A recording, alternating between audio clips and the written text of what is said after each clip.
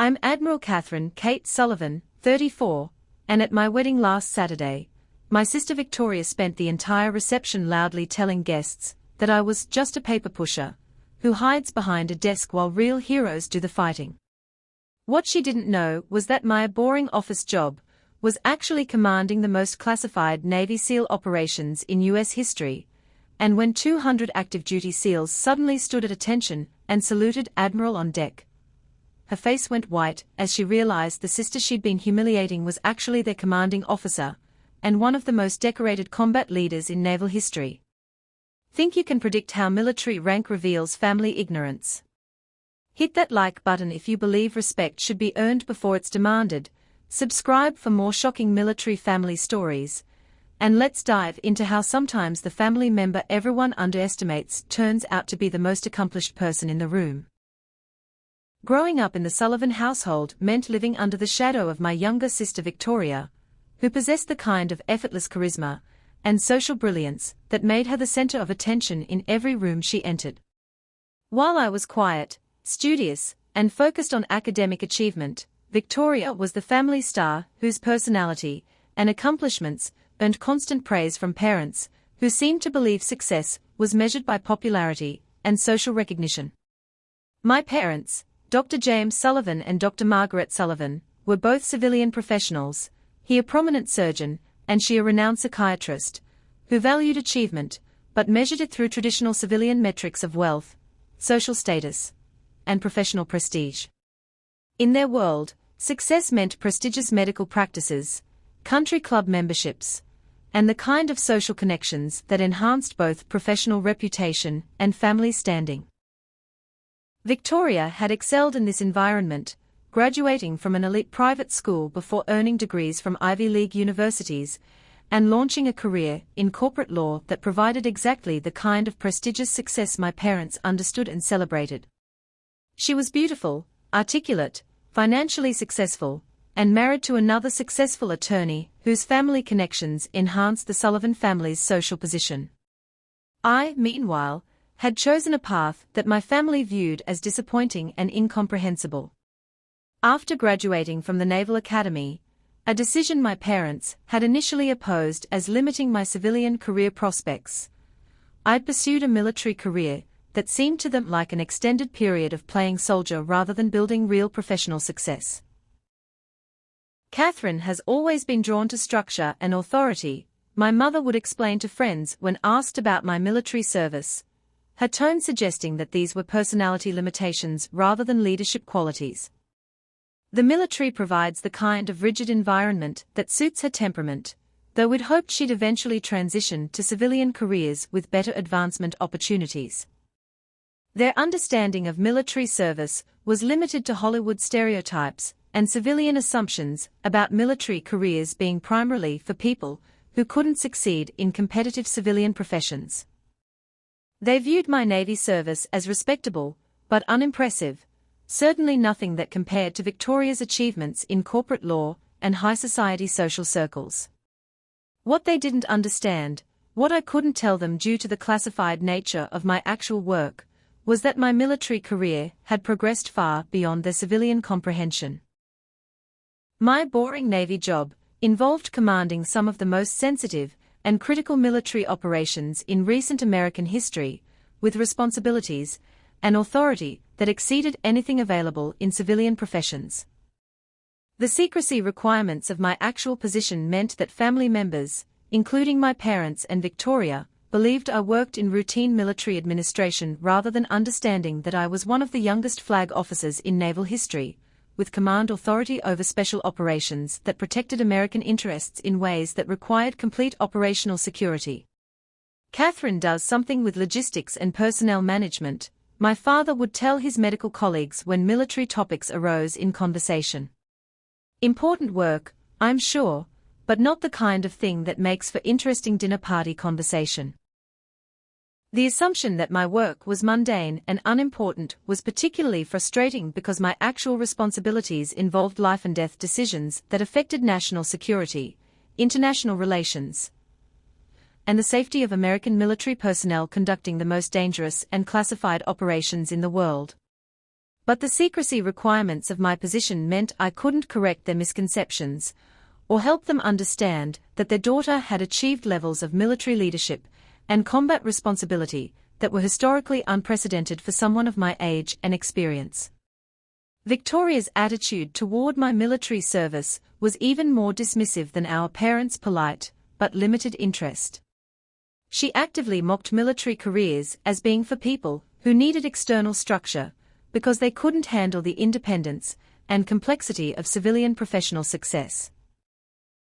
Katherine needs someone to tell her what to do and when to do it, she would joke during family gatherings, usually when I was present to hear her assessment of my personality and career choices. Military careers are perfect for people who prefer following orders to making decisions and taking real responsibility for their professional success.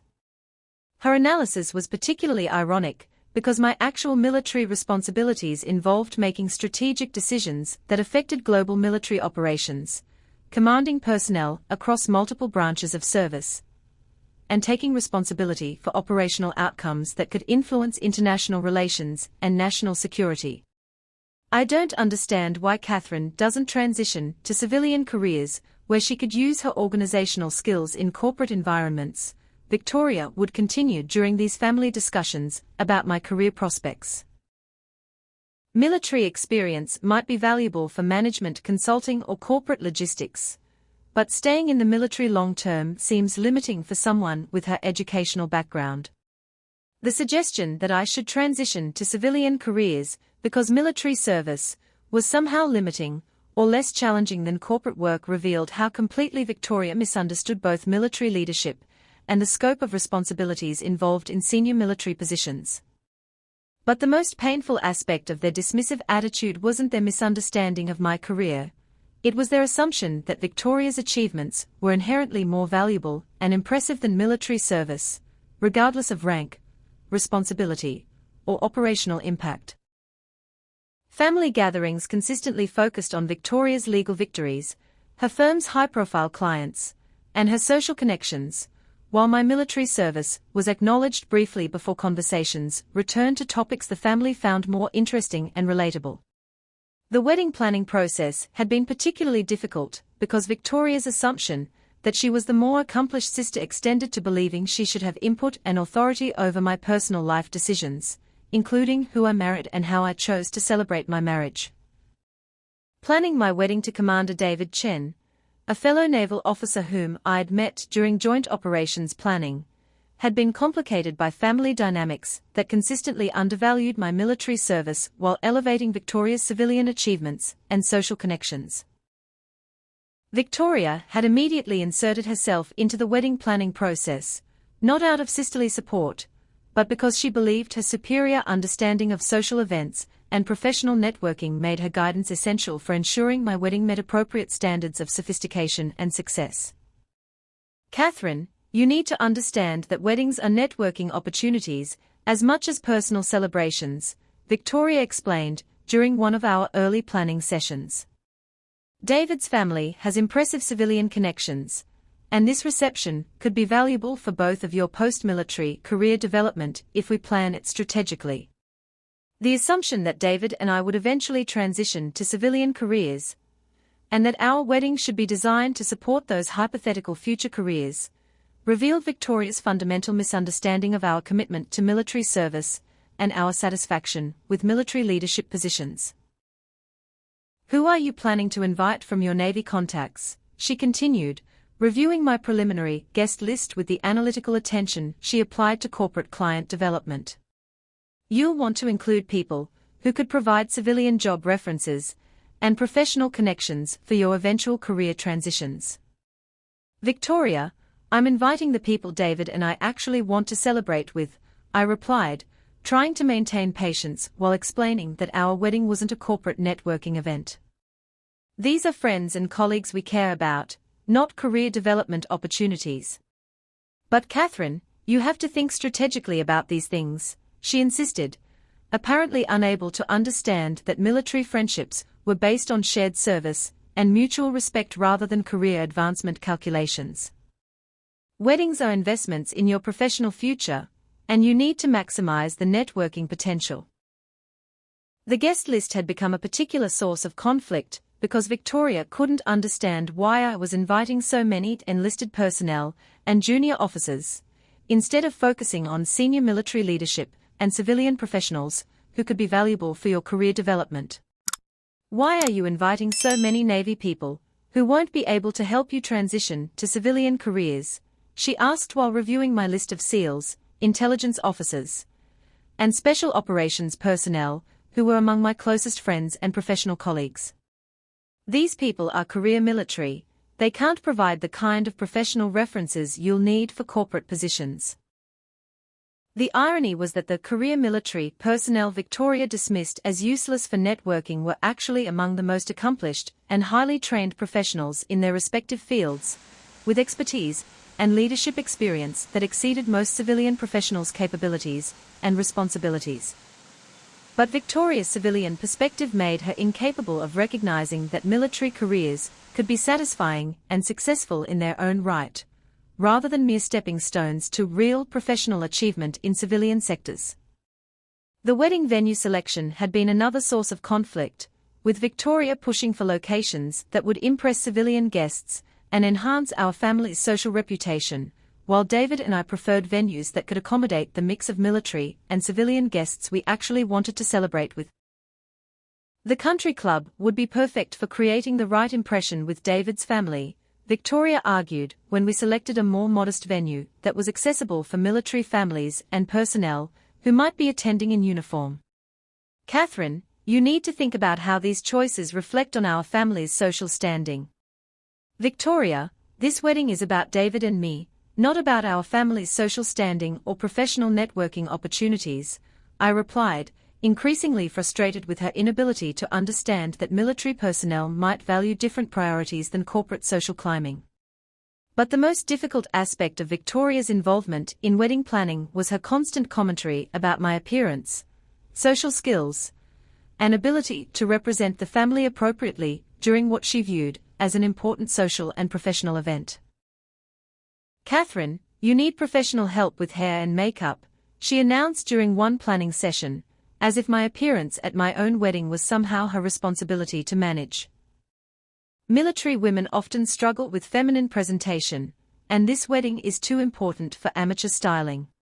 The suggestion that military women were inherently less capable of feminine presentation, and that my wedding appearance was somehow Victoria's concern, revealed her deep-seated prejudices about military service, and her assumption that civilian women were inherently more sophisticated than military personnel.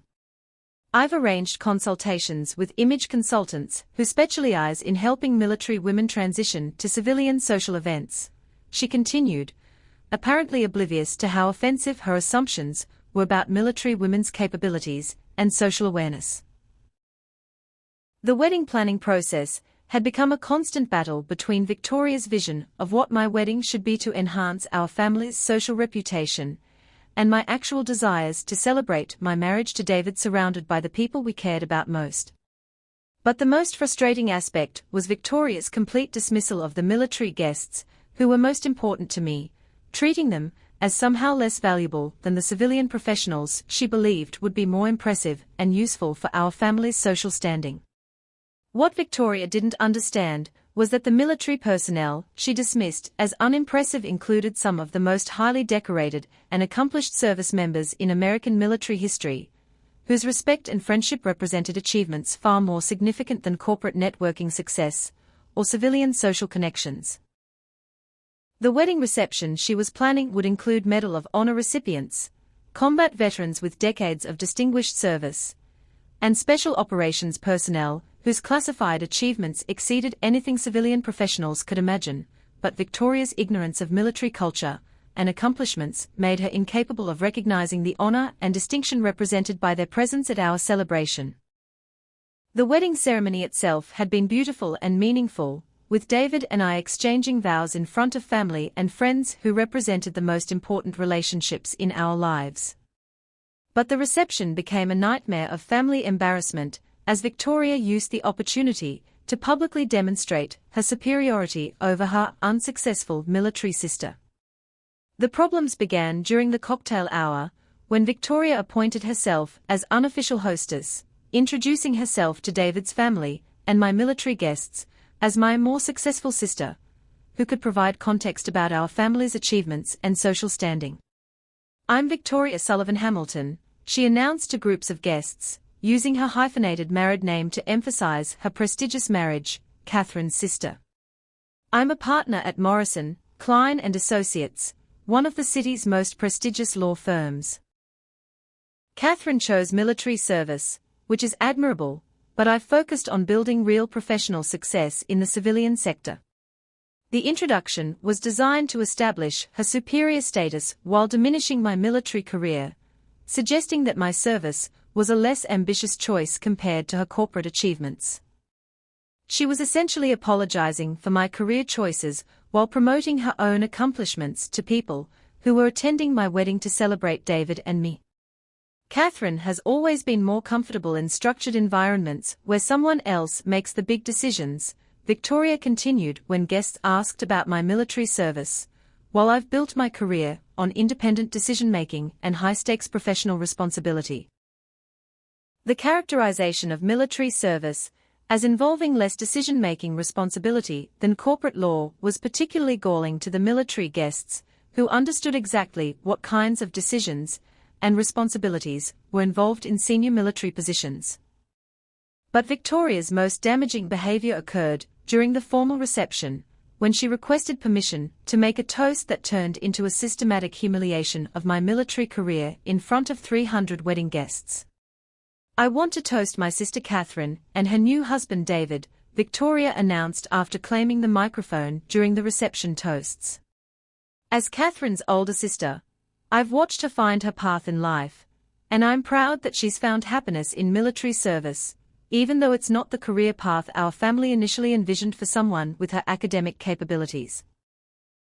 The backhanded compliment was designed to sound supportive while actually suggesting that military service was somehow beneath my intellectual abilities and family expectations. Katherine has always been drawn to environments with clear rules and external authority, Victoria continued, warming to her theme of explaining my personality limitations to the assembled guests. "Military service provides exactly the kind of structure she needs to thrive, and I admire how she's found success within those parameters. The implication that I needed external authority and structure because I couldn't handle independent responsibility was particularly offensive to military guests who understood that senior military positions required exactly the opposite, independent decision-making under extreme pressure with life-and-death consequences. While I've chosen to build my career in competitive civilian markets where success requires constant adaptation and strategic thinking," Victoria said, clearly contrasting her achievements with my supposedly lesser military accomplishments, "Katherine has found her niche in military administration, which suits her personality and provides the security and predictability she values." The description of my work as military administration revealed Victoria's complete ignorance about what I actually did, while her emphasis on security and predictability suggested that military careers were somehow easier or less challenging than civilian professional work. "I want everyone to know how proud our family is of Katherine's service," she concluded, "even though it's not the glamorous or high-profile career that some might expect from someone with her educational background. She's found fulfillment in supporting the military mission from behind the scenes, which is valuable work even if it's not the kind of thing that makes headlines." The characterization of my military service as behind-the-scenes support work was the final insult, suggesting that I was a bureaucrat rather than a leader, a support person rather than a decision-maker, and someone whose work was inherently less important than frontline military service. The military guests in attendance were visibly uncomfortable with Victoria's condescending assessment of military careers and her public humiliation of my service record. I could see SEALs, intelligence officers, and combat veterans exchanging glances that suggested they were offended not just by Victoria's ignorance, but by her disrespectful attitude toward military service generally. But Victoria wasn't finished.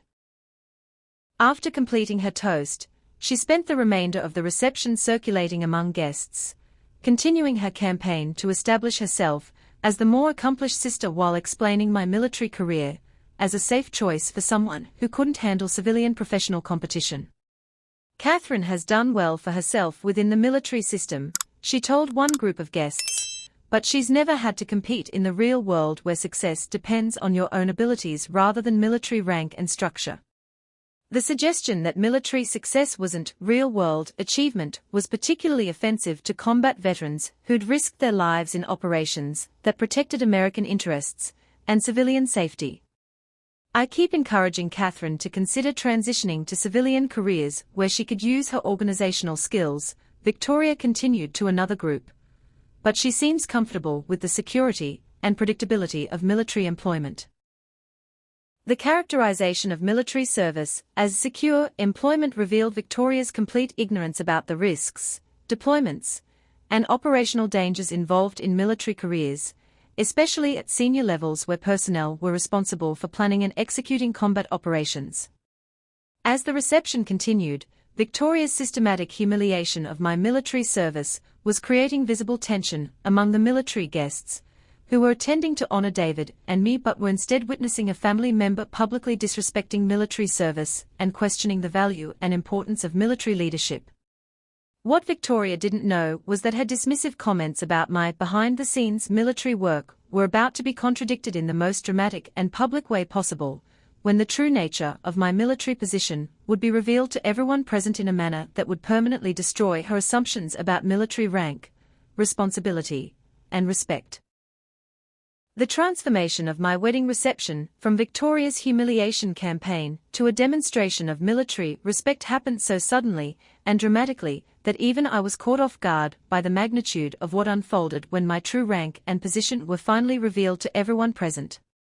The revelation began when Master Chief Petty Officer Rodriguez, one of the most senior enlisted SEALs in attendance, approached our head table during dessert service. His manner was formal and respectful, but there was something in his posture that suggested an important announcement was imminent. He said to me quietly, "The men would like to present you with something, if you'll permit it." I nodded, curious about what kind of presentation might be planned, but completely unprepared for what happened next. Master Chief Rodriguez returned to the center of the reception floor and called for attention in the booming voice that had commanded respect in combat zones around the world. "Ladies and gentlemen," he announced, his voice carrying to every corner of the reception hall, "we have the honor tonight of celebrating not just the wedding of two outstanding naval officers, but the marriage of one of the most distinguished combat leaders in United States Navy history." The room fell silent as guests turned their attention to Rodriguez, clearly sensing that something significant was about to be revealed. "What many of you may not know," Rodriguez continued, his voice filled with genuine respect and admiration, "is that the bride, Katherine Sullivan, is not just any Navy officer. She is Rear Admiral Katherine Sullivan, one of the youngest flag officers in naval history, and the commanding officer of the most successful special operations campaigns of the past decade." The gasp that went through the civilian guests was audible, while the military personnel in attendance began to understand why Rodriguez had called for this public recognition. Admiral Sullivan has commanded operations that have saved countless American lives, eliminated terrorist threats that endangered civilian populations, and led missions that have protected American interests in ways that must remain classified but represent the finest traditions of naval service and American military excellence. Victoria's face had gone completely white. She was staring at Rodriguez with an expression of shock and disbelief, apparently unable to process that her sister, whom she'd been publicly humiliating as a paper pusher, was actually a flag officer with command responsibilities that exceeded anything in civilian leadership. Admiral Sullivan's service record includes the Navy Cross, the Defense Superior Service Medal, and commendations for combat leadership that reflect the highest levels of courage, strategic thinking, and operational excellence, Rodriguez continued, reading from a prepared statement that detailed achievements I'd never discussed with my family due to classification requirements. But what the men want everyone to understand tonight is not just Admiral Sullivan's individual achievements, but what she means to the special operations community and the men and women who serve under her command. That's when Rodriguez gestured toward the military guests scattered throughout the reception, and something extraordinary happened. "Attention!" Rodriguez commanded in the voice that had led men through combat operations around the world. Every military person in the room, SEALs, intelligence officers, Marines, sailors, soldiers from multiple branches of service, immediately stood at attention with the precise, synchronized movement that reflected years of training and discipline. "Admiral on deck," Rodriguez announced with the traditional naval courtesy that acknowledges the presence of flag rank officers. The salute that followed was unlike anything I'd ever experienced outside of formal military ceremonies. 200 active duty and veteran military personnel, including some of the most highly decorated warriors in American military history, raised their hands in perfect synchronization to render honors to their commanding officer. The civilians in attendance, including my parents and Victoria, were witnessing a demonstration of military respect and recognition that most people never see outside of movies or formal ceremonies. But what they were seeing was authentic, the genuine respect of combat veterans for a leader who'd earned their loyalty through operational excellence and shared sacrifice. The salute continued for nearly a full minute, with absolute silence from the civilian guests, who were beginning to understand that they were witnessing something both rare and meaningful in military culture. Rodriguez said when the salute concluded and the military personnel resumed their seats, "The men wanted you to know that serving under your command has been the honor of our military careers. Your leadership in combat, your commitment to mission success, and your dedication to bringing every warrior home safely represents everything we value most about naval service." The presentation that followed included a ceremonial flag signed by every SEAL who'd served under my command, a plaque commemorating operations that couldn't be named publicly but represented successful missions that had protected American lives and interests, and personal messages from military leaders whose respect represented the highest honors available in military service. But the most powerful moment was the speech given by Captain Martinez, a decorated Marine who'd served as my deputy commander during some of our most challenging operations. "Admiral Sullivan is the kind of leader that combat veterans pray for," Martinez said, addressing the civilian guests, who were still processing what they'd witnessed.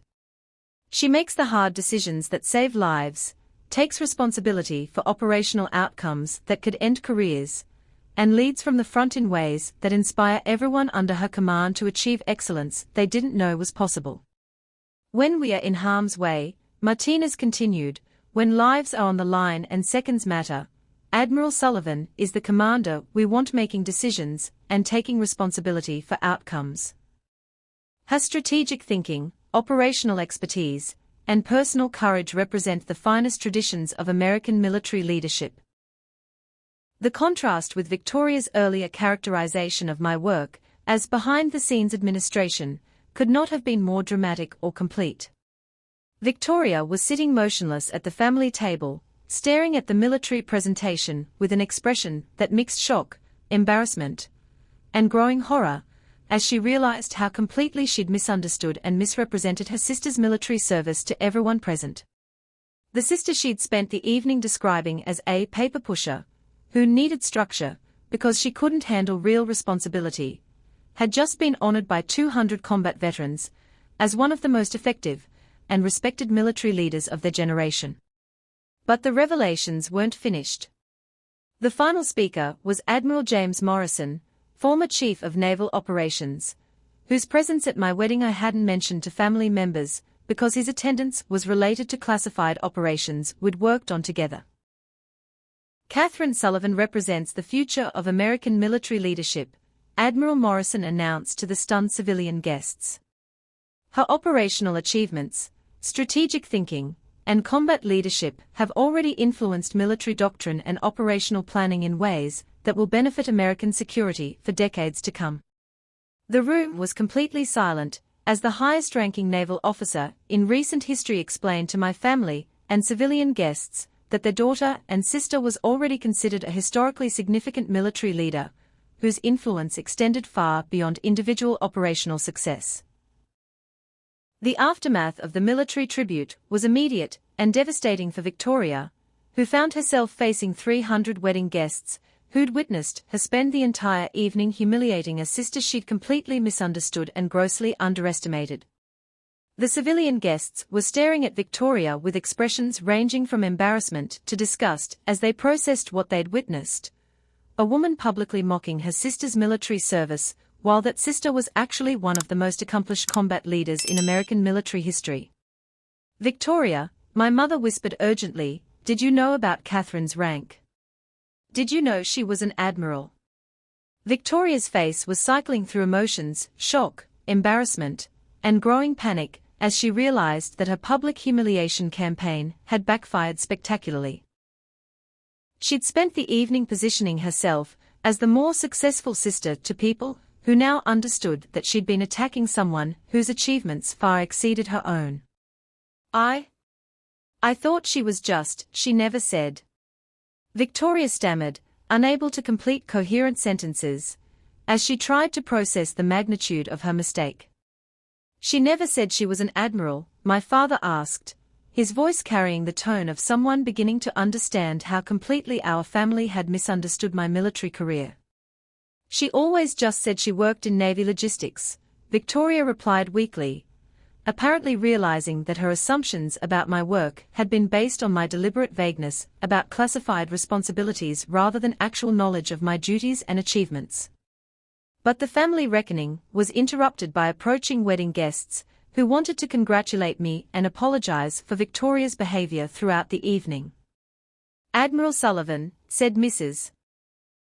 Chen, David's mother, "we had no idea about your rank and service record.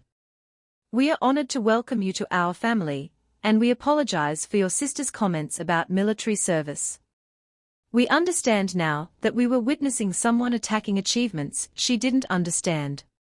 The apology was gracious, but it highlighted how Victoria's behavior had been witnessed and evaluated by everyone present, creating lasting impressions about her character and judgment that would be difficult to repair. "Katherine, why didn't you tell us about your rank?" my father asked when we had a moment for private family conversation. "We've been completely ignorant about what you actually do in the Navy." "Dad, most of my work is classified," I explained, using the same patient tone I'd employed for years when family members asked about military service they didn't understand. "I can't discuss operational details, specific achievements, or command responsibilities, because they involve national security information that requires protection." "But Admiral," my mother said, still processing the revelation that her daughter held flag rank in the United States Navy. "Katherine, that's extraordinary. Why didn't you help us understand how significant your military position was?" "Because rank and position aren't things you announce at family dinners," I replied. "Military personnel are trained to be humble about achievements and careful about revealing information that could compromise operational security or personal safety." The conversation was helping my parents understand that their ignorance about my military career hadn't been due to my failure to communicate, but due to their own failure to ask informed questions or seek understanding about military service and leadership. But Victoria's reaction was different and more complicated. Instead of apologizing or expressing pride in achievements she'd misunderstood, she seemed primarily concerned about how her behavior had been perceived by the wedding guests. "Katherine, you should have told me about your rank," Victoria said, her tone suggesting that my failure to reveal classified information was somehow responsible for her public humiliation. "If I'd known you were an admiral, I would have." "I wouldn't have." "You wouldn't have what, Victoria?" I asked, genuinely curious about how she thought rank should influence her attitude toward my military service. "I wouldn't have said those things about your career," she replied, apparently unable to understand that respect for military service shouldn't depend on knowing specific rank or achievement details. "Victoria, every person in uniform deserves respect for their service, regardless of rank," I explained, trying to help her understand that her dismissive attitude toward military careers was problematic regardless of my personal achievements. "Military service involves sacrifice, dedication, and commitment to protecting American interests. Those qualities deserve recognition whether someone is a private or an admiral. But Victoria's worldview seemed incapable of processing the idea that military service had inherent value independent of rank or individual achievement. Her civilian perspective made her view military careers hierarchically, respecting senior officers while dismissing enlisted personnel and junior officers as less important. "But Katherine, you're an admiral," she said, as if my rank somehow validated military service generally while junior personnel remained less worthy of respect. "Victoria, the SEALs who honored me tonight, the intelligence officers who served under my command, the Marines and sailors who've risked their lives in operations I've planned, they all deserve the same respect you're now showing me because of my rank," I explained. The conversation revealed how deeply Victoria's prejudices about military service were rooted in civilian assumptions about hierarchy, importance, and social value that prevented her from understanding military culture or recognizing the contributions of service members at all levels. The reception continued around us, but the dynamic had completely shifted. Military guests were approaching to congratulate David and me, while civilian guests were expressing amazement about the military tribute and embarrassment about Victoria's earlier behavior. "Admiral Sullivan, that was the most moving military ceremony I've ever witnessed," said Dr. Morrison, one of my father's medical colleagues. "Your sister's comments earlier this evening were completely inappropriate, and I want you to know that those of us who heard them were uncomfortable with her dismissive attitude toward your service." The civilian guests' reactions confirmed that Victoria's behavior had been noticed and criticized throughout the evening, creating social consequences for her actions that extended beyond family relationships. But the most significant outcome was my parents' dawning recognition that they'd spent years undervaluing and misunderstanding their daughter's military achievements while celebrating Victoria's civilian success without understanding the comparative significance of our respective accomplishments. "Katherine, we owe you an apology," my father said during our family conversation. "We've been ignorant about military service and failed to recognize achievements that deserve our pride and support." The apology was meaningful, but it couldn't undo years of family dynamics that had elevated Victoria while diminishing my military career through ignorance and civilian prejudices about military service. The week following my wedding became a series of uncomfortable conversations, as Victoria struggled to process the magnitude of her public humiliation and the revelation that she'd spent years underestimating a sister whose military achievements far exceeded her own civilian success. The social consequences for Victoria were immediate and lasting. The wedding guests who'd witnessed her systematic mockery of military service, followed by the dramatic revelation of my actual rank and achievements, had created a narrative about her character and judgment that would be difficult to overcome in our family's social circles. "Victoria, people are talking about your behavior at Katherine's wedding," our mother told her during a family phone call that I was included in. "Several people have mentioned how inappropriate your comments about military service were, especially after learning about Katherine's rank and combat record." The social embarrassment was compounded by professional consequences, as word of Victoria's behavior spread through the interconnected network of civilian professionals who moved in our family's social circles. "Some of my colleagues were at the wedding," our father added, "and they've been asking questions about why you were so dismissive of Katherine's military career. It's created an uncomfortable situation where I've had to explain that our family was ignorant about military service and failed to recognize Katherine's achievements." But Victoria's response to these consequences revealed that her understanding of military service remained fundamentally flawed even after witnessing the tribute from 200 combat veterans. "I still don't understand why Katherine couldn't have told us about her rank," Victoria complained, apparently unable to accept responsibility for her behavior without blaming me for not preventing it through disclosure of classified information. "If she'd been more open about her achievements, this whole misunderstanding could have been avoided." "Victoria, Katherine's work involves national security information that can't be discussed casually," our mother explained, having spent the week educating herself about military service and classification requirements. Military personnel are trained to be discreet about their responsibilities and achievements for security reasons.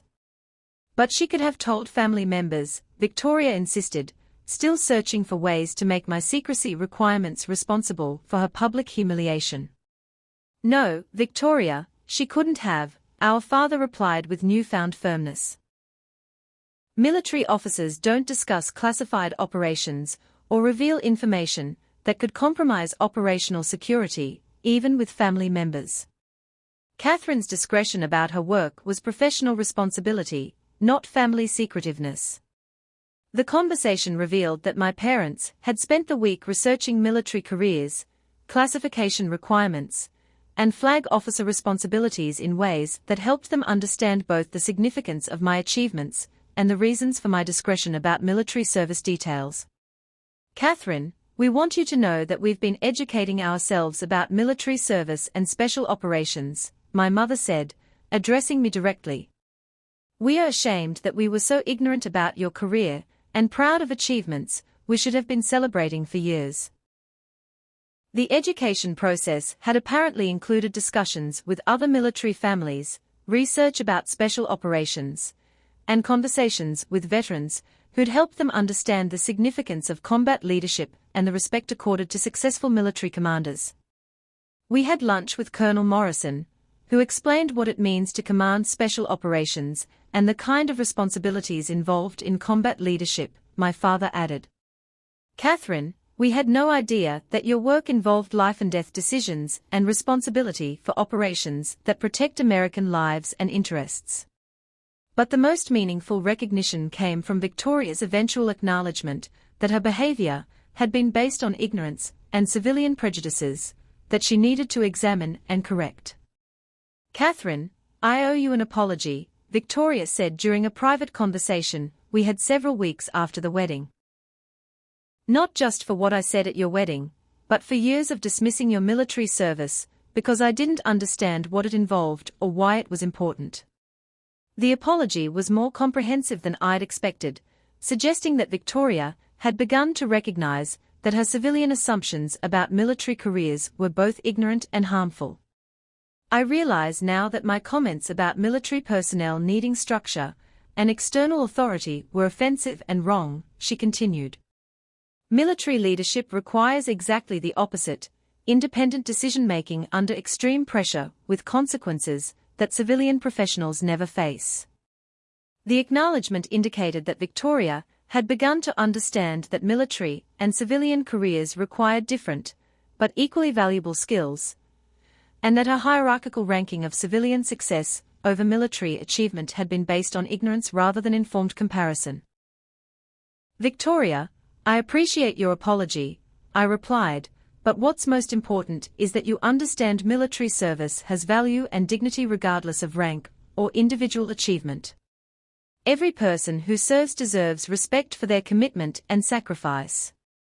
The ongoing education process had extended to our entire extended family, with relatives and family friends expressing newfound interest in military service and apologizing for their own ignorance about military careers and achievements. Katherine, we want you to know that your wedding tribute was an education for all of us about military culture and the respect accorded to combat leaders, said my uncle during a family gathering. We are proud of achievements we should have been celebrating all along. The recognition was gratifying, but the most important outcome was improved family dynamics based on understanding and respect rather than ignorance, and assumptions about relative value of military versus civilian careers. My relationship with Victoria gradually improved as she developed genuine appreciation for military service and understanding of why her previous attitudes had been harmful and offensive to military families.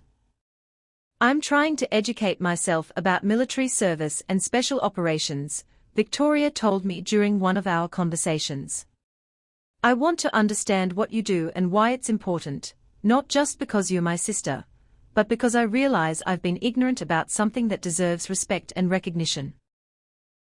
The education process was ongoing, but Victoria's willingness to examine her prejudices and learn about military culture suggested that our relationship could be rebuilt on a foundation of mutual respect rather than civilian assumptions about military inferiority.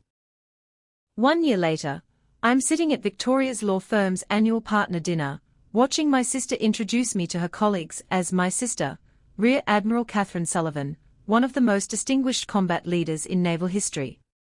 The transformation in her understanding and respect for military service has been complete and genuine, representing a family healing that extends far beyond our personal relationship.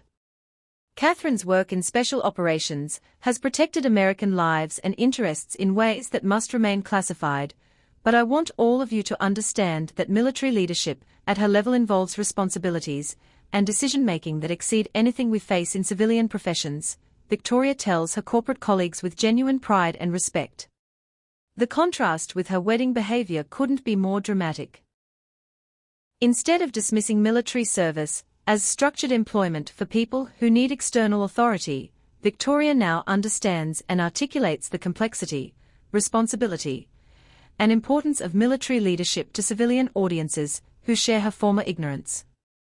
Military officers like Katherine make life-and-death decisions that affect national security, international relations, and the safety of American personnel around the world, she continues, educating her colleagues about military service with the same passionate advocacy she once applied to corporate legal arguments.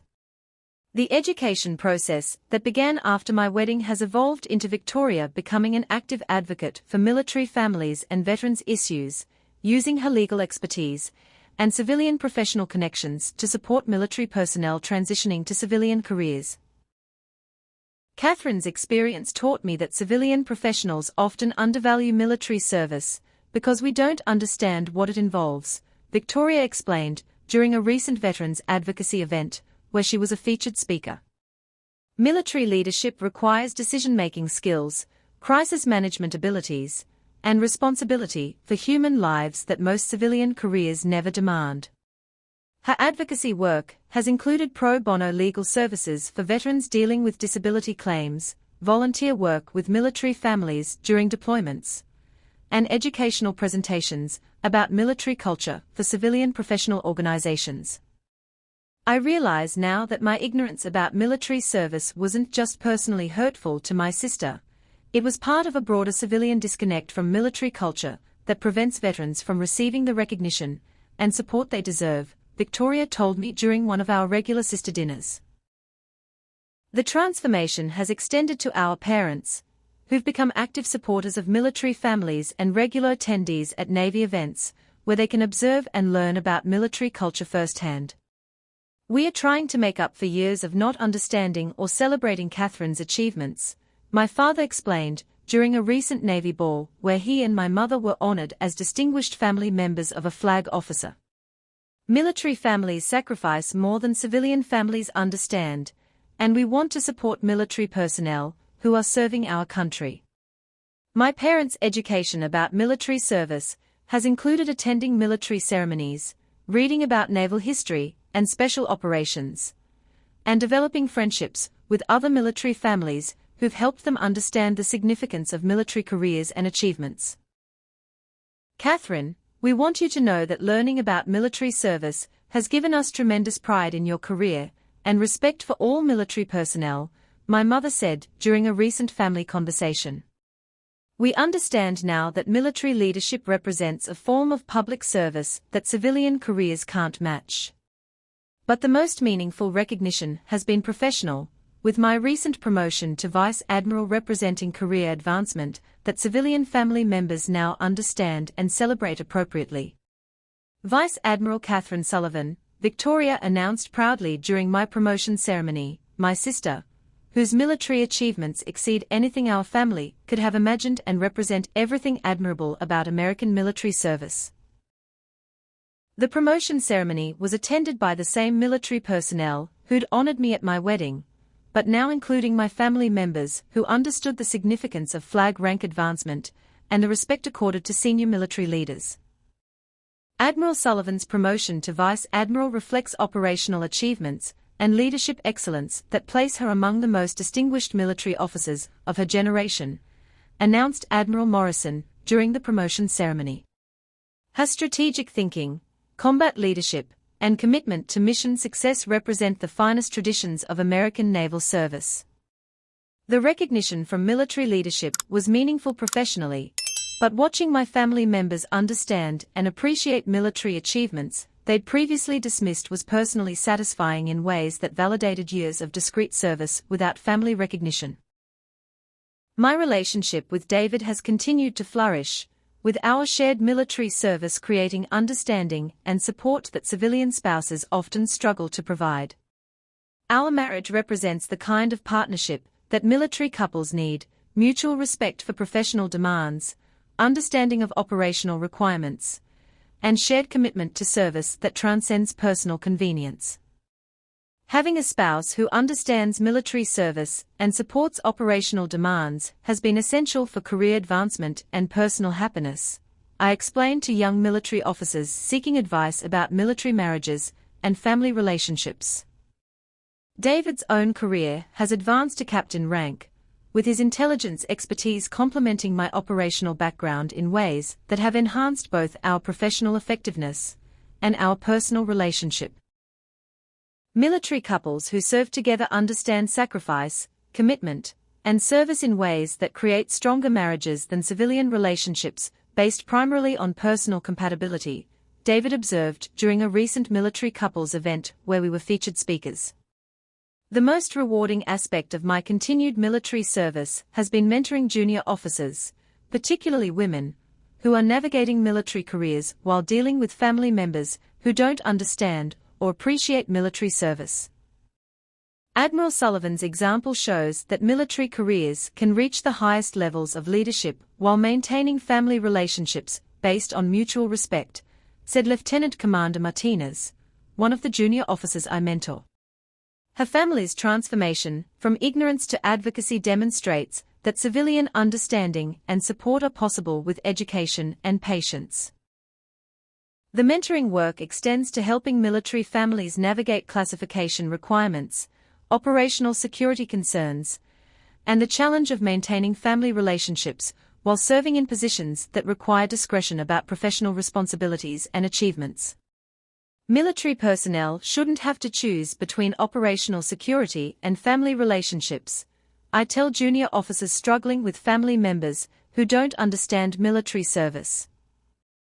With patience and education, civilian family members can learn to respect military service without requiring classified details about specific work or achievements.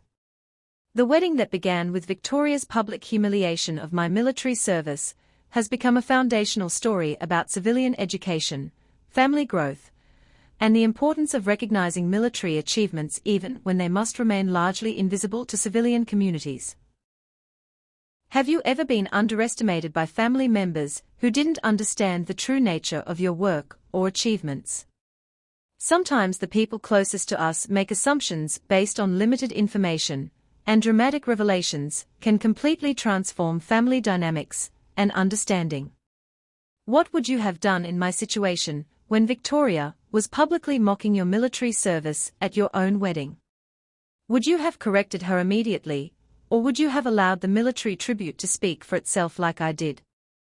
I'm curious about your thoughts on family respect, professional recognition, and the balance between humility and self-advocacy. The hardest part of this experience wasn't Victoria's public humiliation, it was years of family gatherings where my military service was dismissed while her civilian achievements were celebrated. Sometimes family members need dramatic demonstrations to understand that different career paths can be equally valuable and impressive. If this story resonates with you, please hit that like button and share your own experiences with family members who underestimated your professional achievements or dismissed your career choices in the comments. Have you ever had to prove your worth in dramatic ways before family members recognized your capabilities? Your stories help others who might be dealing with similar lack of recognition. Don't forget to subscribe for more real-life military stories, family dynamics, and the complex relationships between siblings with different career paths and achievements.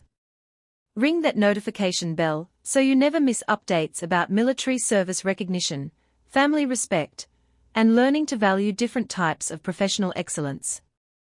Please share this video with anyone who needs to hear that military service deserves respect regardless of rank or specific achievements, and that family members should support each other's career choices even when they don't fully understand them. Sometimes the most powerful education comes from witnessing genuine respect and recognition from people who truly understand professional excellence. Thank you for listening to my story, and remember, your professional achievements have value independent of family recognition, but family understanding and support make success even more meaningful when it finally comes. Military service, in particular, represents sacrifice and commitment that deserves recognition from civilian communities who benefit from that service. Until next time, keep serving with honor, keep believing in the importance of your work, and keep hoping that family members who don't understand your achievements today might learn to appreciate them tomorrow. Sometimes the greatest victories happen when people who underestimated you finally understand what you've been accomplishing all along.